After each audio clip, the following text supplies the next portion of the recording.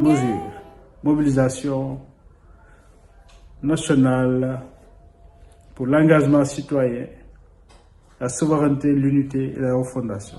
Des acquis démocratiques en jeu, un climat social crispé, des discours va-t-en-guerre, une urgence d'appeler à la mobilisation nationale à travers la semaine de la paix. Il s'agit d'inviter les Sénégalais à être ensemble pour réfléchir sur les questions essentielles qui nous unissent et qui nous permettent de nous mettre définitivement ensemble sur le chemin du progrès économique et social durable.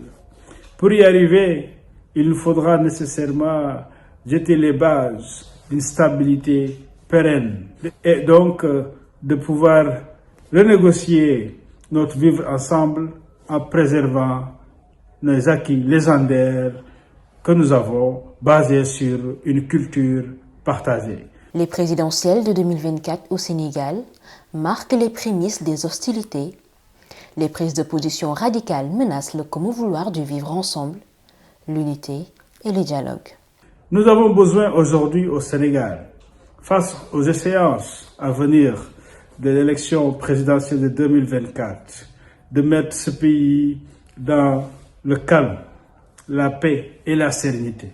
Cette matière première, savamment construite par nos ancêtres, prédécesseurs fondateurs de cette belle nation qui est en jeu. L'heure est grave.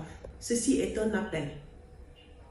Nous lançons le manifeste pour la sauvegarde de l'unité nationale et la préservation de la paix. Aucune nation, aucun pays ne peut se développer sans la paix. C'est à partir de la paix que tout est possible. C'est dans la paix que nous pourrons ensemble relever les défis de ce pays, de cette nation. Ce trésor commun du vivre ensemble dans la fraternité, la solidarité et la tolérance est aujourd'hui menacé. Il faut agir maintenant. La paix, déclamée en hymne, en vue d'une réconciliation nationale, relever les défis de la paix et de la sérénité pour consolider les fondamentaux de l'unité nationale et de la cohésion sociale. Le Sénégal est donc à la croisée des chemins. Devions-nous laisser cette paix périr? Quelle ambition autre que la recherche de la paix est plus noble et plus sacerdotale?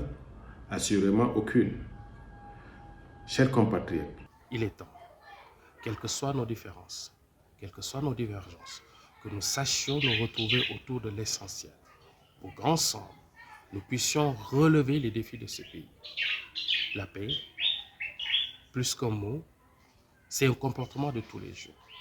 Alors nous en appelons à tout un chacun, ou d'ici, ou d'ailleurs, pour que nous puissions travailler pour un Sénégal plus juste, pour un Sénégal plus vrai. Et tout cela dans la paix et la concorde.